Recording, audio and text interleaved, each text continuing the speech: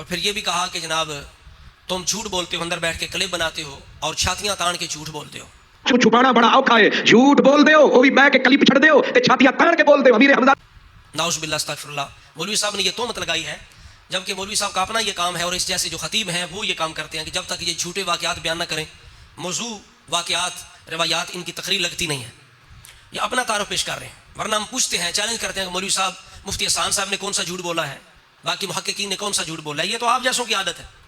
مولوی صاحب ہمیں کہہ رہے تھے کہ تم جھوٹ بولتے ہو، جبکہ مولوی صاحب نے خود امام سیوطی پر جھوٹ بولا ہے. امام سیوطی رحمۃ اللہ علیہ نے یہ بالکل اپنا کوئی موقف پیش نہیں کیا کہ حماد بن سلمہ نے اختراع سے پہلے ہی سنا ہے.